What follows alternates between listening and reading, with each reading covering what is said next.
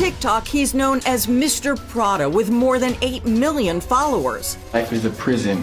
Get me out. But now the social media star has millions following the story of his arrest in the brutal murder of a popular doctor. You were just being detained because you.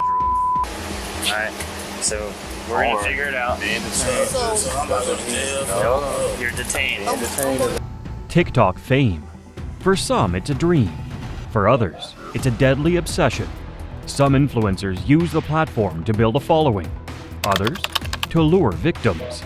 But one case stands out. Zachary Latham, a TikToker whose online feuds turned into a real-life bloodbath. A deadly fight, a shocking defense, and a courtroom reaction no one saw coming. Let's dive into the TikTok killers who took things too far. That woman is 19-year-old Anaya Womack. She had a single gunshot wound to her abdomen. The TikTok trend was supposed to be harmless, just a quick video, a few laughs, and a viral moment. But on October 8, 2023, in Jacksonville, Florida, what started as a social media stunt ended with a young woman bleeding out in a hospital. Mariah Clayton, 20 years old, stood in front of a camera, a rifle in her hands. Behind her, 19-year-old Anaya Womack laughed, waiting for their next take. But in a split second, the joke turned deadly. The rifle discharged. A single bullet tore through Anaya's stomach. Instead of calling 911, Mariah and another friend panicked. They rushed Anaya to the hospital and dropped her off at the emergency entrance. Doctors fought to save her, but just hours later, she was gone. But why was a loaded rifle being used as a TikTok prop in the first place? At first, nobody knew what had happened. The hospital had a young girl dying from a gunshot wound and no explanation. Surveillance footage showed Mariah pulling up and dropping Anaya off inside. When police caught up with Mariah and her boyfriend, at first they said they saw her walking at the side of the road, stumbling. But the officer there that night felt something wasn't adding up in their story. Eventually, the truth came out. When the police confronted Mariah and her boyfriend, they pleaded that it was an accident, that she didn't mean to pull the trigger, but investigators weren't buying it. Why was the gun loaded? Why didn't she call for help? Then came the shocking twist. You were just being detained because you. Alright, so we're gonna figure it out. You're detained. The rifle belonged to Mariah's boyfriend, a convicted felon who wasn't even supposed to have a gun. He claimed he left it unloaded, but somehow a bullet ended up in the chamber. Anaya's family demanded justice. To them, this wasn't just an accident. It was recklessness that cost their daughter her life. Would the court agree? In court, the prosecution painted her as reckless and irresponsible. She played with a deadly weapon, ignored basic safety, and ran when things went wrong. The defense pleaded for leniency, arguing it was a mistake, not a murder. They pointed out that Mariah had no history of violence. This was one moment of bad judgment with devastating consequences. For Anaya's family, no excuse could bring their daughter back. They sat in the courtroom, hearts broken, waiting for the moment they'd been dreading. Would Mariah walk free? After months of legal battles, the verdict was in. Mariah Clayton was sentenced to 5 years in prison, a far cry from the 30 years she could have faced. But to Anaya's grieving family, it still wasn't enough. Mariah sobbed as the judge read her sentence, shoulders shaking, reality sinking in. She had gone from TikTok star to convicted felon in a matter of seconds. Anaya's mother, her voice trembling with grief, told reporters, "She gets to come home one day. My daughter never will." The courtroom was heavy with emotion. Mariah Clayton stood still, with no emotion as the reality of her sentence sank in. The life she once knew, her friends, her freedom, her future, was gone. The moment the judge handed down the sentence, she closed her eyes and whispered, 5 years, that's all. Why you did this to me? Why you took my baby from me? Outside the courthouse, Anaya's family and friends held each other, some in tears, others shaking their heads in disbelief. To them, Mariah's punishment was nothing compared to the hole left in their lives. A life had been taken, and no sentence could ever make up for that.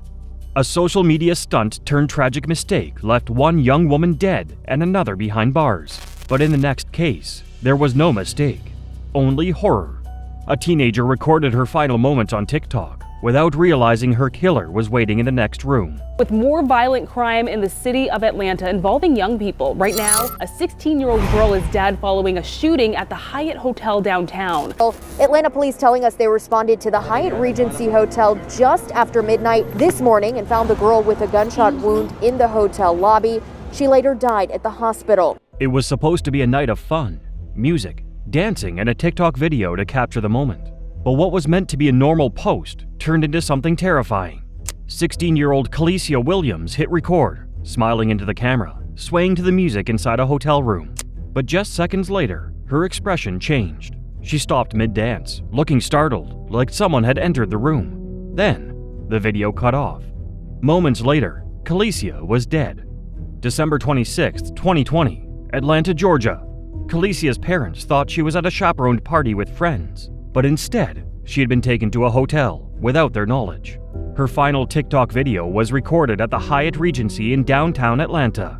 What happened next was unclear at first, but by 12:30 a.m., Kalicia was found collapsed in the hotel lobby, bleeding from a gunshot wound to the chest.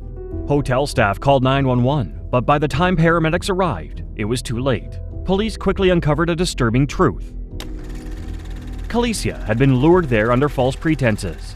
Instead of the supervised gathering she had told her parents about, she had been taken to the hotel by someone she trusted, but that trust would cost her everything. Security footage showed Kalicia and a 16-year-old boy arguing in the hotel room. Just moments later, a gun went off. Police arrested the unnamed teenage suspect, charging him with felony murder, aggravated assault, reckless conduct, and possession of a firearm by a minor. Kalicia's parents were devastated, not just by her death, but by how long it took for them to be notified. They claimed they didn't learn about her passing until hours later, long after the suspect had already been taken into custody. But the biggest twist, Kalicia wasn't even supposed to be there.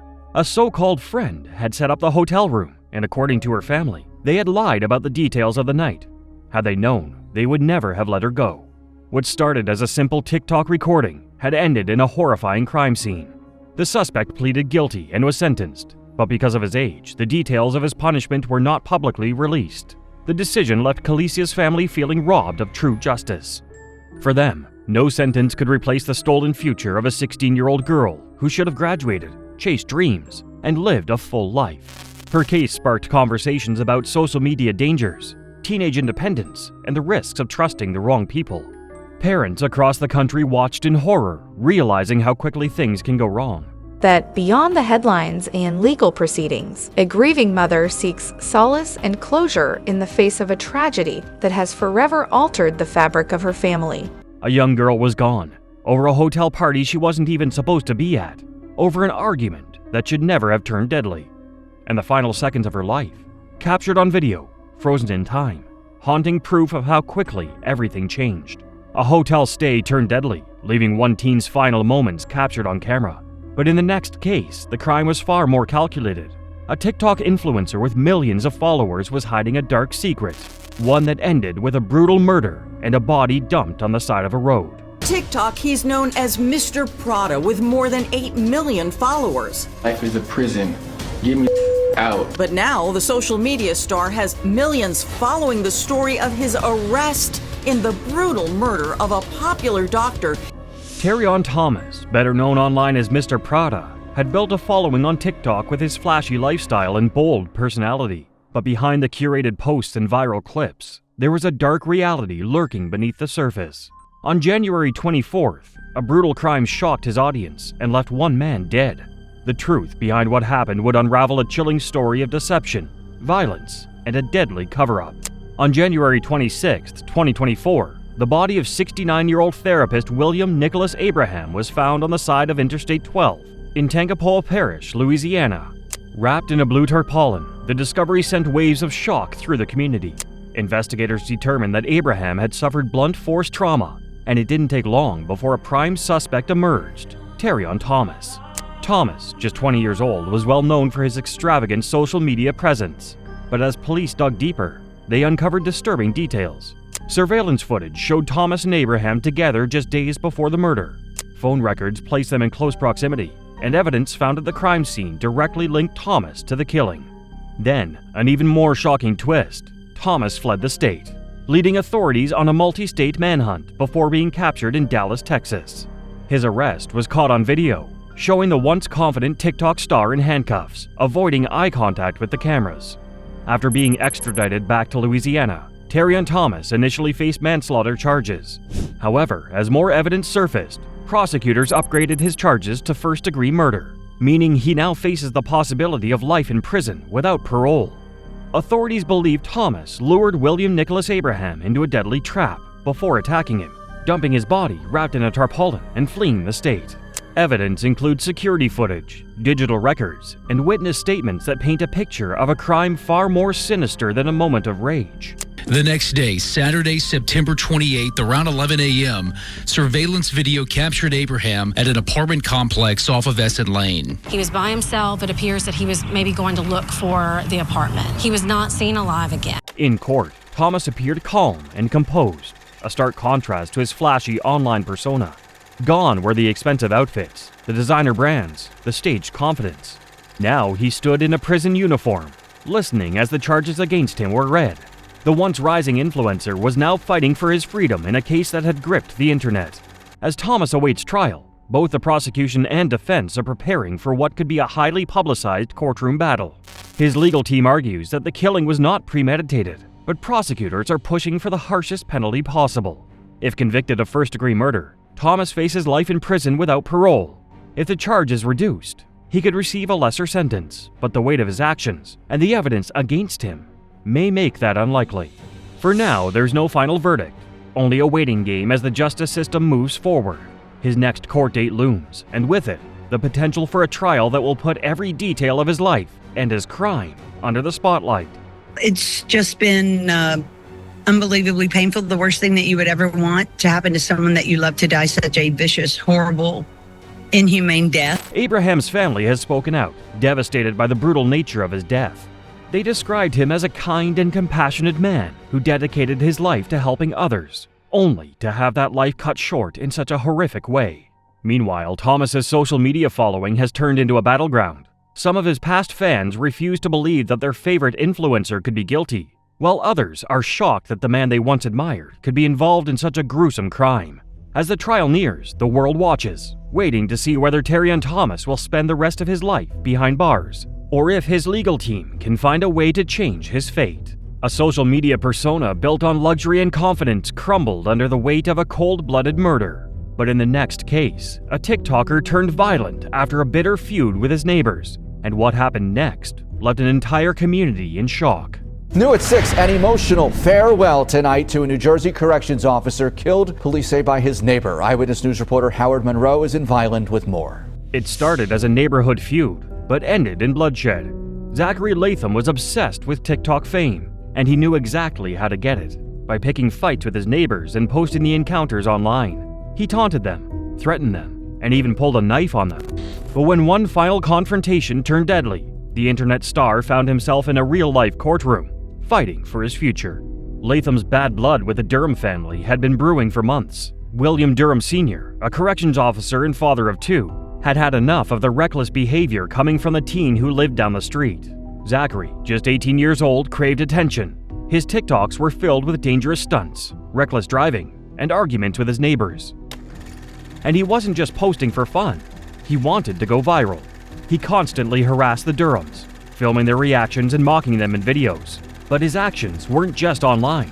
He repeatedly provoked the family in real life, even brandishing a weapon in past altercations. One night, the tension finally exploded. After yet another heated argument, Zachary lured the Durhams to his house. Armed with knives, he stabbed William Durham Sr. to death in his own driveway. As the man collapsed, Zachary kept filming, capturing the moment his TikTok content turned into real-life horror. After the Durhams say Latham nearly ran over their son, Dad Timmy Durham confronted Latham in the driveway. The guy he was about to confront went inside the house and retrieved 2 knives and a stun gun. Latham claimed self-defense, saying that the Durhams had stormed his house. But prosecutors painted a much darker picture. They argued that this wasn't a fight, it was a setup. Zachary, they said, had orchestrated the entire thing, knowing that a violent showdown would be the ultimate TikTok clout-chasing stunt. The jury was forced to decide, was this self-defense or a calculated killing? With the evidence stacked against him, Latham was facing serious time. In court, after a long trial, Latham was found not guilty on all accounts. For the Durham family, it wasn't enough. They had lost a husband and father, and Zachary Latham would walk free. His TikTok dreams had cost a man his life, and the internet wasn't forgetting anytime soon. In the courtroom, the Durham family sat in disbelief. The man who had terrorized them, filmed them, and ultimately took a life was getting off with a sentence that felt like a slap on the wrist. William Durham Sr.'s widow broke down in tears, saying their family had warned authorities for months about Zachary's behavior, but no one listened. As for Latham, he showed no remorse, no apologies, no tears. Just the same smug expression he wore in all his TikToks. His thirst for fame had destroyed lives, but in his eyes, he was still the main character. Zachary Latham thought he could turn violence into views, but his TikTok obsession led straight to prison. However, in the next case, social media wasn't just an obsession, it was the motive. A jealous influencer and her mother plotted a deadly ambush that ended in a horrific high-speed crash. Mehek Bukhari found fame on the social media app TikTok. The influencer from Stoke-on-Trent amassed tens of thousands of followers, sharing makeup tutorials, fashion, and dance routines, often alongside her mum Ansreen. A late-night drive, a speeding car, and two young men who had no idea they were heading straight into a trap. Saqib Hussain and Mohammed Hashim Izzajuddin thought they were meeting someone for a private conversation. Instead, they were being hunted. TikTok influencer Mehek Bukhari, her mother Azreen Bukhari, and their accomplices had one goal: to silence Saqib forever. What started as a secret affair had spiraled into a deadly setup. It all began with an affair. Ansreen Bukhari, a married woman, had been in a relationship with 21-year-old Saqib Hussain. When she tried to end things, Saqib refused to let go. He had private photos and videos of her and threatened to expose them. Fearing the scandal would destroy their lives, Ansreen and her daughter Mehek devised a twisted plan. They lured Saqib into a fake meeting, promising to pay him £3,000 to make the problem go away. But the moment he arrived, he knew something was wrong. Instead of a quiet exchange, Saqib and his friend Hashim found themselves being chased down a dark highway at terrifying speeds. Inside the pursuing car was Mehek, her mother, and their accomplices, all determined to make sure Saqib never spoke again. When the Skoda left, it was followed by both cars toward the A46, where it was rammed off the road, splitting in two, killing the young men. The A46 highway became a death trap. Saqib's desperate 999 call captured his final moments. His voice trembled as he begged for help, screaming that they were being chased and that someone was trying to kill them. Seconds later, their car was rammed off the road into a central reservation barrier and a tree. This resulted in the car splitting in two. Saqib and Hashim never stood a chance. Their bodies were found in the wreckage, burned beyond recognition. The killers drove away as if nothing had happened. Investigators pieced together the truth through CCTV, phone records, and that chilling 999 call. Mehek, once a rising social media star, was now seen as a ruthless killer. Mehek Bukhari was sentenced to life in prison with a minimum of 26 years. Ansreen Bukhari received life with a minimum of 31 years. A plan that was supposed to protect their reputation had destroyed everything. In court, the victims' families sat in shock and grief. Saqib's father couldn't hold back his rage and devastation, calling it a cold-blooded execution. Meanwhile, Mehek, once known for her TikTok dances and influencer lifestyle, sobbed uncontrollably as she realized her fame had turned into infamy. The influencer who thrived on attention would now be remembered for murder. Up next, Ali Abulaban, a social media influencer whose double life took a deadly turn. His case is a disturbing mix of jealousy, betrayal, and cold-blooded murder. Okay. What can I get? Hey, handsome. What the fuck you call me?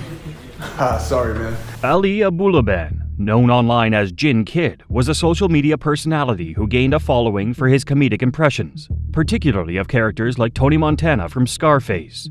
While his content brought him internet fame, his personal life unraveled in a series of devastating events. His 5-year-old daughter's iPad, and when he heard his wife and another man talking, he went to her home and shot them both to death. Then, still armed, he picked up his daughter from school. On October 21, 2021, Ali entered the apartment he had previously shared with his estranged wife, Anna Abulaban, armed with a handgun.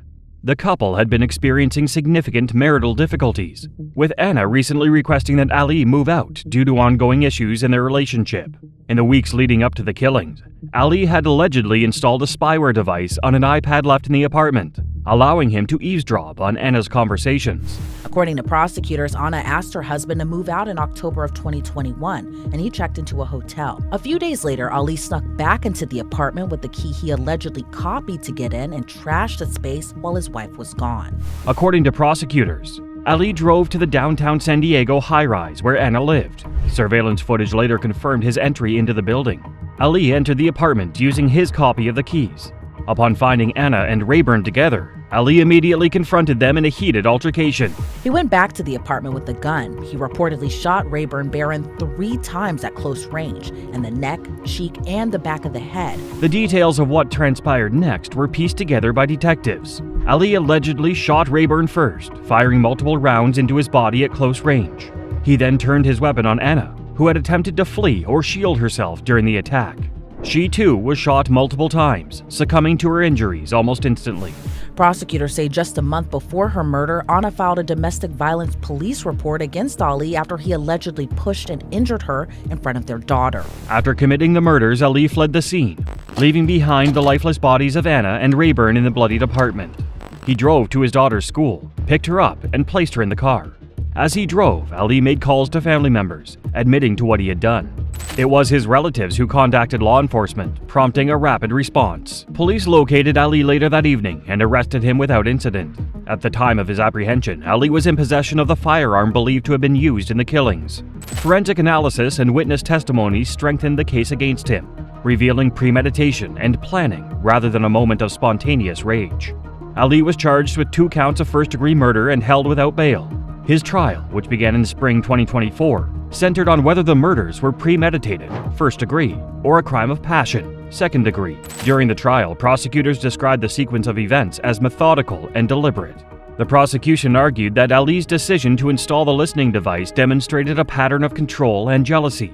They painted a picture of a man consumed by anger and a desire for vengeance, claiming he had ample opportunity to rethink his actions, but instead carried out the murders in cold blood. Because he caught me in a really vulnerable moment, I was literally so upset in the elevator. He knew I was upset. The defense countered by portraying the crime as a heat-of-the-moment act, arguing that Ali's emotional state had been exacerbated by untreated mental health and substance issues. They claimed that discovering Anna and Rayburn together pushed Ali into a state of blind rage, leading to a crime of passion rather than premeditation. Jurors, however, sided with the prosecution, concluding that the evidence showed Ali planned and executed the murders with intent. On May 29, 2024, they returned a guilty verdict on 2 counts of first-degree murder, with special circumstances for multiple killings. In the Superior Court of the State of California, in and for the County of San Diego. After the verdict, Rayburn Barron's sister, Jordana, expressed that while nothing could bring her brother and Anna back, the decision ensured Ali could no longer harm anyone else. In September 2024, San Diego's Superior Court Judge Jeffrey Frazier sentenced Ali to 2 consecutive terms of 25 years to life, plus an additional 50 years for a firearms enhancement. Judge Frazier criticized Ali's lack of genuine remorse, describing him as a selfish person destined to die in prison. The judge also drew parallels between Ali's online persona and his real-life actions, suggesting that Ali's cold-blooded demeanor mirrored the character he often portrayed in his videos. With all the abuse, if I had not... As the sister of murder victim Anna Abulaban started her victim impact statement in court. During the sentencing hearing, several of Anna's and Rayburn's loved ones addressed the court, voicing their pain and anger. Anna's sister denounced Ali for breaking his promise to care for Anna, instead subjecting her to a life of misery. Rayburn's sister also expressed her hatred towards Ali. None of this is your fault. Your mom loved you so much, and I love you so much. In the end, the judge sentenced Abulaban to the maximum. Ali also spoke, pleading for leniency and citing untreated mental health and substance issues at the time of the killings. He apologized to his daughter for his actions and expressed hope that he could one day reunite with her, though Judge Frazier dismissed these pleas, asserting that justice required Ali to face the consequences of his actions. Despite Ali's apologies and claims of regret, the court upheld the life sentence, ensuring he will spend the rest of his days behind bars. Up next, Donovan Holt, a case that exposes the deadly consequences of unchecked anger and violence. His story is another chilling reminder of how quickly lives can be destroyed. For months after her daughter died, Jamie Dickerson was angry. Despite what officials first concluded, Jamie says, On July 29, 2023, 29-year-old April Holt was found unresponsive in her home under troubling circumstances. Her mother, Jamie Dickerson, was shocked to learn that April had been hospitalized following what was reported as an attempt to take her own life. According to April's husband, 33-year-old Donovan Holt, he discovered her unconscious in the shower with a bag tied around her head. Despite medical efforts, April passed away from her injuries on July 31st. She knew there was more to the story. I'm frustrated. I've always thought that the justice system was meant to fight for the innocent. Following April's death, Jamie began to question the official narrative. She knew that just 2 weeks prior, April had asked Donovan for a divorce. It wasn't the first time April had tried to leave the marriage, though she had always ended up staying. Jamie also knew how much her daughter cherished her role as a mother to her 2 children, and how excited she had been about her future. During a visit to the hospital, Jamie noticed details on April's body that suggested foul play, convincing her that April had been the victim of a homicide. And I've almost felt like they fought for the suspect. Jamie's daughter, April Holt, died last July at her apartment on Cane Ridge Parkway in Antioch. Despite Jamie's concerns, the medical examiner ruled April's death as complications from suffocation and concluded it was an attempt on her life.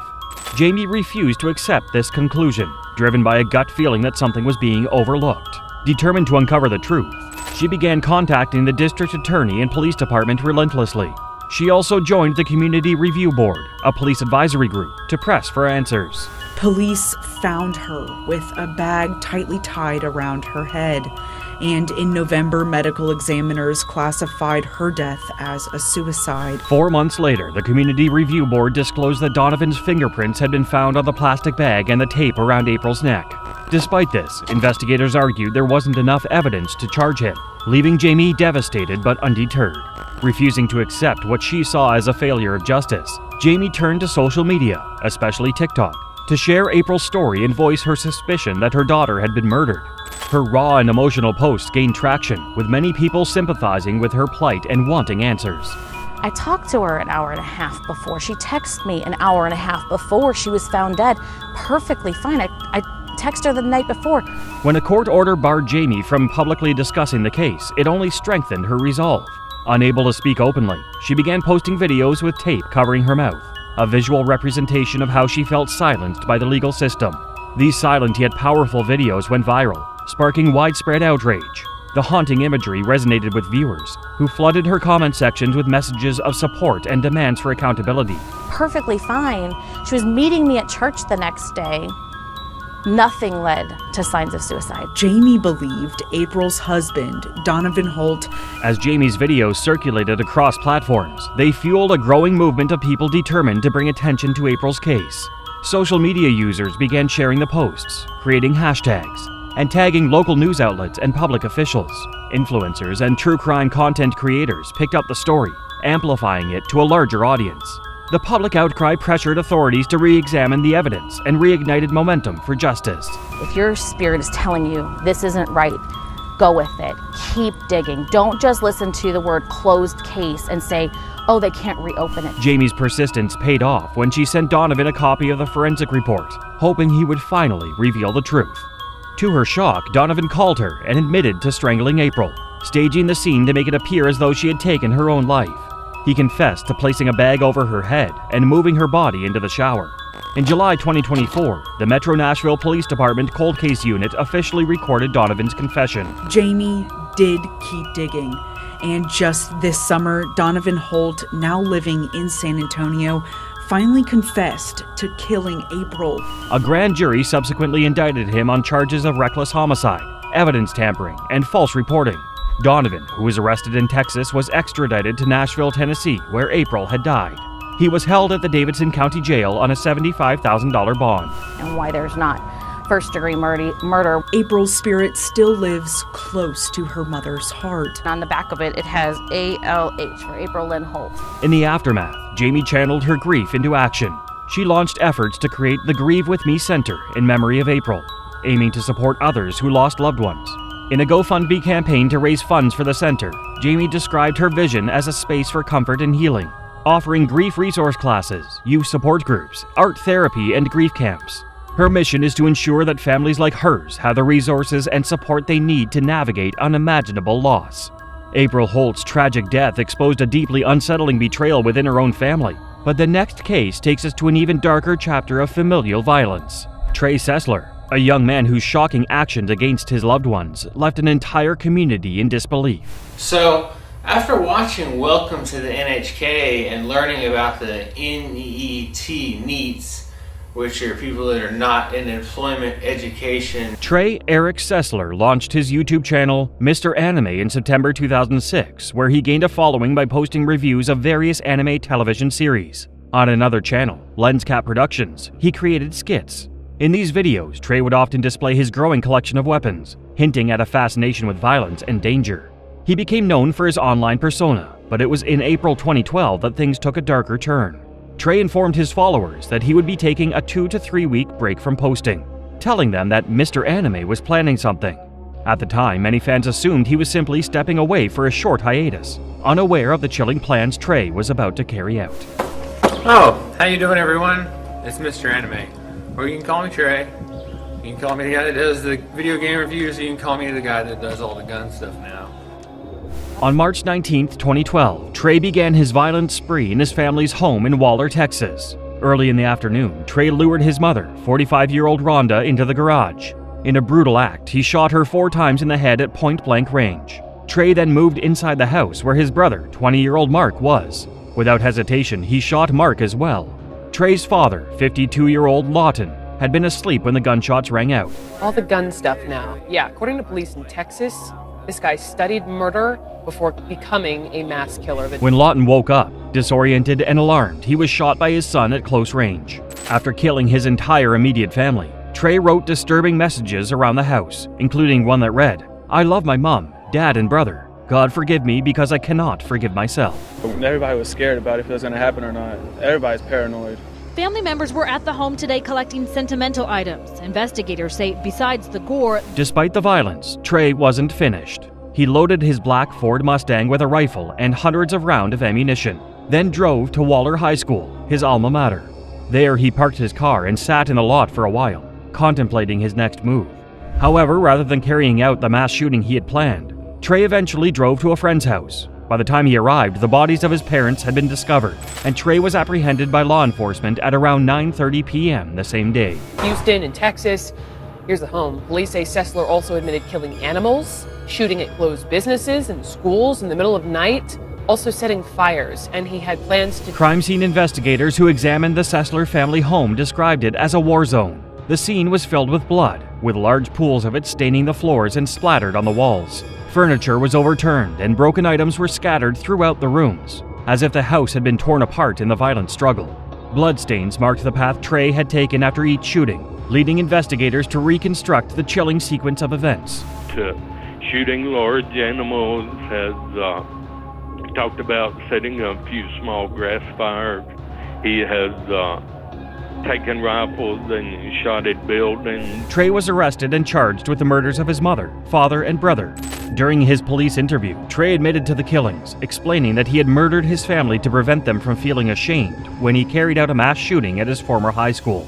However, Trey claimed that the reality of the situation hit him too hard, and he ultimately decided to back out of the attack. He acknowledged that the violent acts he committed were not an isolated incident, as he had previously engaged in violent behavior and confessed to killing animals and firing his weapons near schools late at night, though he had no prior criminal history before the murders. Officials say he researched serial killers online and even graded their work. He told investigators. Further investigation into Trey revealed that he had been heavily influenced by past mass murder incidents, particularly the Columbine High School shooting in 1999 and the 2007 Virginia Tech massacre. Trey had spent a significant amount of time researching both events and seemed to idolize the perpetrators. Authorities found that he had a document on his computer where he had graded and studied the actions of 8 different serial killers. This chilling insight into his mindset showed how deeply Trey had immersed himself in the world of mass violence and murder. A neighbor says Trey Sessler stayed here from time to time. He'd just pull up in his garage and stay however long, a couple of days, and Leave. In the days following the murders, Trey contacted other relatives, offering apologies for his actions. He expressed remorse, but many found it difficult to believe the sincerity of his words, especially after the horrific nature of the killings.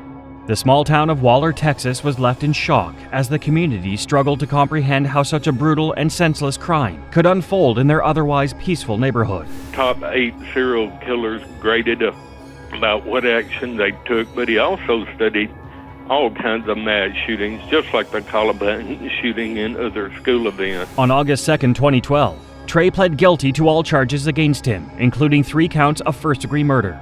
The judge sentenced him to life in prison without the possibility of parole, a sentence that would keep him behind bars for the rest of his life. Trey remained silent during the hearing, offering no further explanation for his actions. The decision to give him life instead of the death penalty left many residents of Waller feeling disappointed. They had hoped for a harsher punishment, believing that Trey's crimes warranted the ultimate penalty. Trey Sessler's horrifying actions against his own family exposed a deeply troubled mind. But the next case brings us to another shocking act of violence within a household. Claire Miller, a young girl whose actions against a family member left an entire community reeling.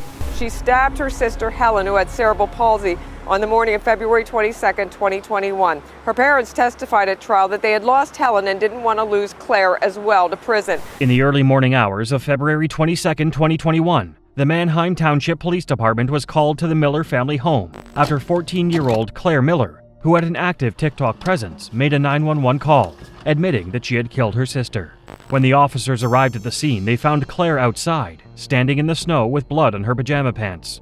Claire led the officers inside, directing them to the bedroom where Helen Miller, 19 years old, lay lifeless.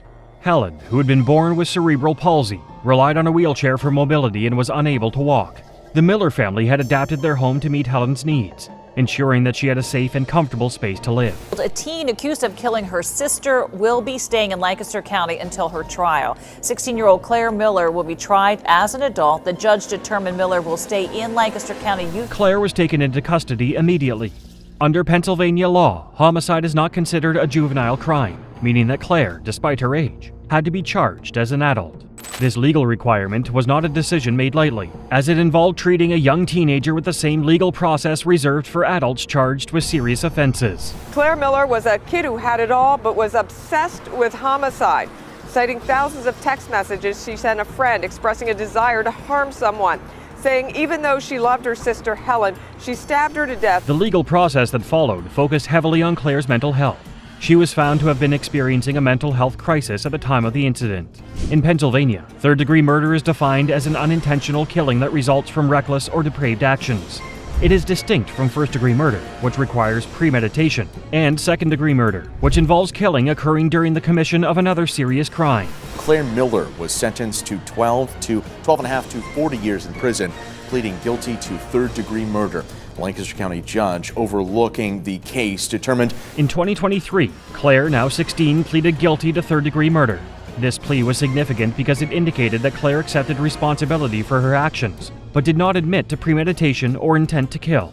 By pleading guilty, she acknowledged that her behavior showed a disregard for human life, which resulted in her sister's death. Miller was mentally ill but not mentally disabled when imposing the sentence. Back on February 22nd of 2021, Manheim Township Police discovered Miller's 19-year-old sister. During the sentencing hearing, District Attorney Heather Adams described the case as particularly tragic, emphasizing that Helen's vulnerability and Claire's actions made the situation even more painful.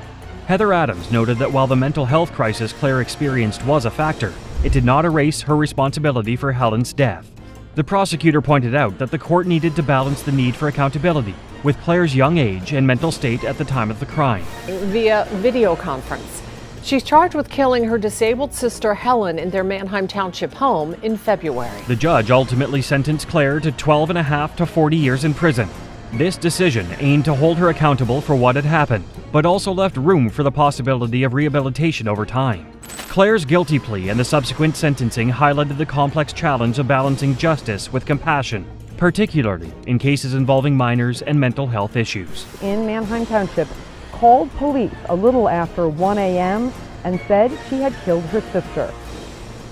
Officers responded to the home where Claire pointed them to a bedroom. For the Miller family, this case was devastating on multiple fronts. They had already endured the unimaginable pain of losing Helen, who had been cherished and an integral part of their lives. The grief of that loss was compounded by the reality that Claire would now face years of imprisonment. Further, the family was left to try to come to terms with the painful contradiction of loving Claire and mourning Helen, knowing that the actions of one had changed their entire family forever. Claire Miller's tragic actions within her own family were shocking, but the next case reveals a tale of manipulation and greed with devastating consequences. Kelsey Turner, a former model whose entanglement in a deadly scheme, showed how far some will go to protect their secrets. Judy was worried about this woman, 25-year-old Playboy and Maxim model Kelsey Turner. Judy says Kelsey was extorting money from Dr. Burchard. Kelsey Turner was once a prominent figure in the adult modeling industry, appearing on the covers of Playboy Italia and Maxim, and amassing a considerable following on social media. She spent her time between Salinas, California and Las Vegas, Nevada, working to build her career. However, as the modeling industry proved to be highly unpredictable, opportunities began to dry up, and Turner faced significant financial struggles. By this point, she was also a single mother. Burchard had a history of helping others and engaging with young, attractive girls he met online, like Kelsey. That's according to his friend, who did not want to be identified. In the late 2010s, Turner entered a financial agreement with Dr. Thomas Burchard, a 71-year-old child psychiatrist. Over several years, Burchard provided her with over $750,000, covering expenses like her car insurance and the rent for her Las Vegas home. According to Judy Earp, Burchard's fiancée, many people asked for the doctor's help, but Kelsey was different. Judy claimed that Kelsey had often requested money under the guise of needing it for her son's medication or other emergencies. Judy Earp, his girlfriend of 17 years, was back at their home in California and sensed the doctor was in trouble. By early 2019, Judy, who suspected that Burchard was experiencing the early stages of dementia, urged him to end the relationship. Burchard agreed and planned to confront Turner on March 1, 2019, to tell her he would no longer provide financial support. He never returned from that trip. Maybe I ought to just come home on the next flight. Judy Earp reported Burchard missing, prompting an investigation. On March 7th, police discovered Burchard's abandoned Mercedes-Benz in the Las Vegas desert. Inside, they found blood, gloves, and a baseball bat. The trunk contained a body wrapped in bedsheets, identified as Dr. Burchard through a credit card found at the scene. During the autopsy, the medical examiner concluded that Burchard had died from blunt force trauma, ruling his death a homicide. Repeatedly that these are not, the kind of people you want to be associating with. Detectives interviewed Judy, who shared details about Burchard's plans to cut ties with Kelsey.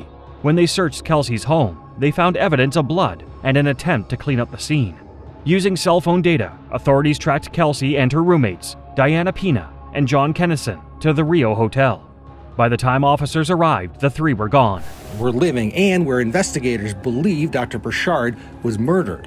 Kelsey's roommate, Diana Pena, told a grand jury that Kennison attacked Dr. Burchard with a baseball bat. The investigation took a key turn when Burchard's journal was found, containing entries about accusations Kelsey made against him involving inappropriate images of children. Despite these allegations, no evidence of such material was found on Burchard's electronic devices. Judy stated that the accusations had deeply troubled Burchard due to his professional background. Kelsey's roommate, Diana Pena, pleaded guilty to accessory to murder and is expected to testify at their trials. Kelsey, Diana, and John were eventually located. Fingerprints from Burchard's car matched those of Diana and John. Diana admitted to police that Kelsey had been upset when she learned Burchard planned to cut her off financially. She said Kelsey had ordered John to confront Burchard, which led to John fatally hitting him with a baseball bat. John then drove Burchard's car with the body in the trunk and abandoned it in the desert. It looks like she received an own recognizance release, so she's getting some pretty preferential treatment here, and it's going to be interesting to see if the jury thinks, in fact, she could be the bad person in this. Diana Pena agreed to a plea deal for being an accessory to murder and was sentenced to 3 years of probation. John Kennison pled guilty to murder and received an 18 to 45-year prison sentence in 2022. Kelsey Turner took an Alford plea, acknowledging the strength of the evidence against her without admitting guilt. She was sentenced to 10 to 25 years in prison and will be eligible for parole when she is 36 years old in 2029. During her court proceedings, Kelsey Turner's behavior drew attention, as she was often seen smiling and posing for the cameras, which many found surprising given the serious charges she faced. 3.75 years that she has already spent incarcerated, and still shows no sign of rehabilitation. While some interpreted her actions as an attempt to appear confident or maintain composure, others saw them as evidence of indifference to the crime and its consequences. Currently, Kelsey Turner is serving her sentence at the Florence McClure Women's Correctional Center in Nevada. If you thought Kelsey Turner's case was shocking, prepare yourself for an even more unsettling story.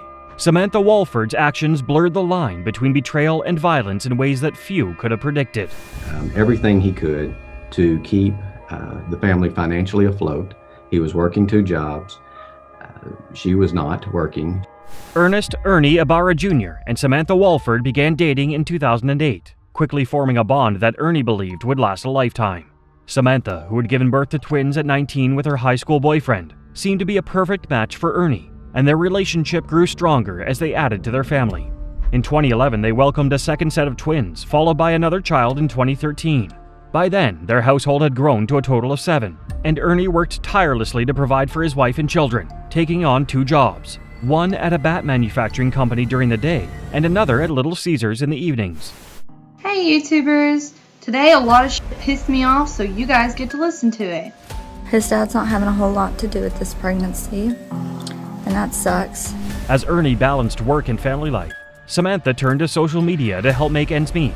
She started a YouTube channel, sharing stories about her life, her parenting experiences, and her aspirations.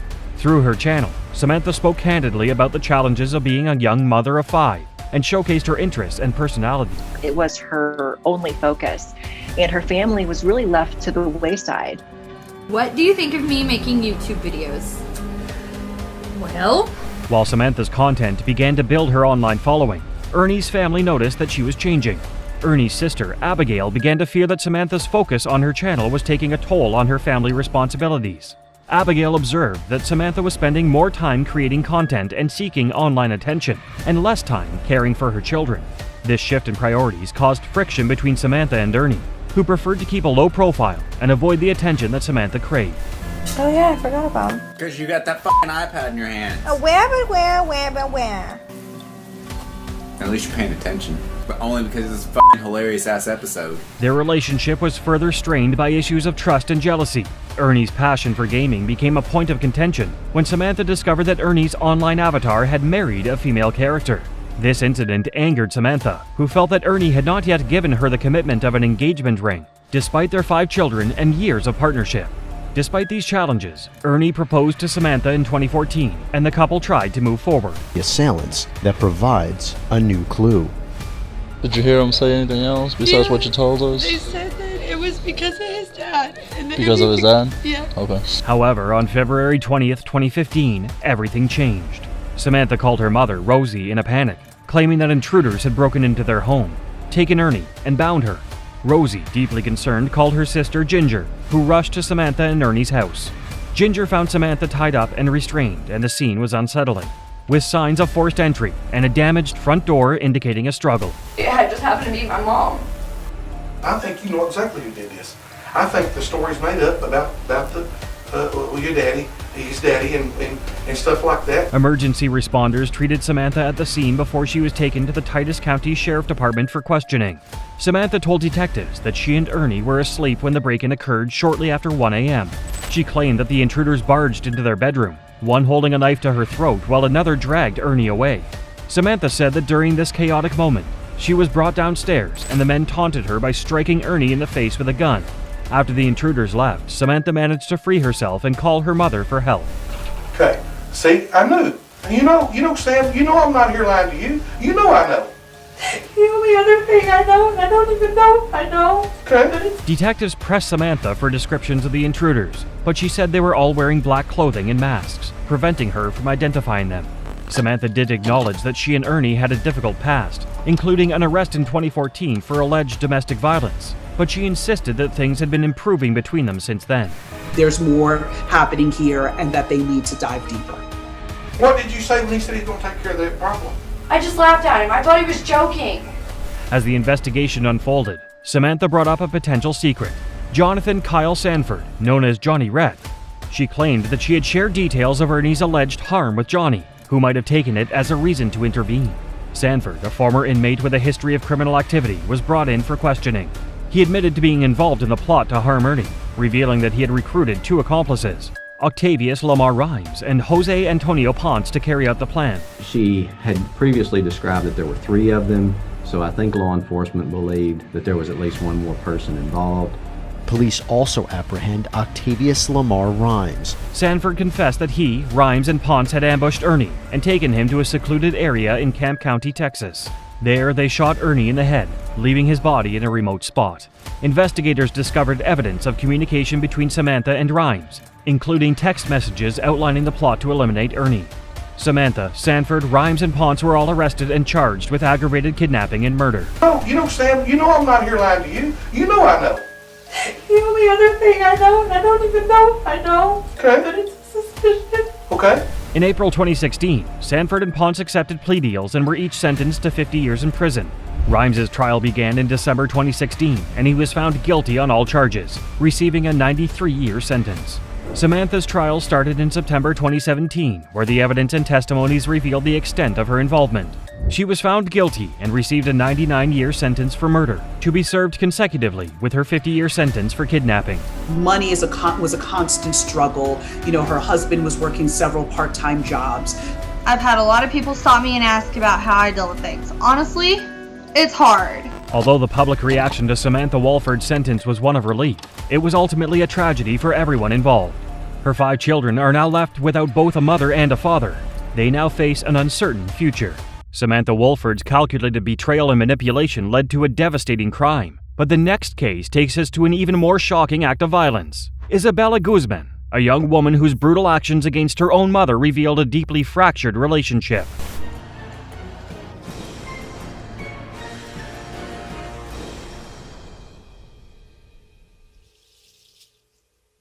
In 2013, in the quiet suburban community of Aurora, Colorado, 18-year-old Isabella Guzman, a seemingly ordinary teenager, murdered her mother, Yunmi Hoy, in a horrific act of violence that left even seasoned investigators stunned. Yunmi Hoy, a 47-year-old mother, was stabbed more than 70 times in an attack so frenzied it left 79 wounds across her neck, face, and torso. The crime wasn't just tragic, it was deeply unsettling. And that her mom was concerned enough that she called police on August 28th. They came to the house and told Isabella that her mom could kick her out for her behavior. It seemed to calm her down. The night of the murder began with simmering tension in the family home. According to accounts, Yunmi and Isabella had been arguing for weeks, their relationship strained to the breaking point. That evening, Isabella's stepfather was home when he heard the commotion upstairs. When he rushed to investigate, he found a horrifying scene. Isabella standing over Yunmi's lifeless body, the floor covered in blood. In a state of shock, her stepfather could do little as Isabella fled the house. Guzman's stepdad heard a thump, ran upstairs, and saw blood oozing out from under the bathroom door. Court documents indicate that he later saw Guzman exit the bathroom with a knife in her hand. Law enforcement quickly arrived on the scene, but Yunmi Hoy was beyond saving. Officers and paramedics described the scene as one of the most gruesome they had ever encountered. A manhunt for Isabella began immediately. She was found the next day and taken into custody, charged with her mother's murder.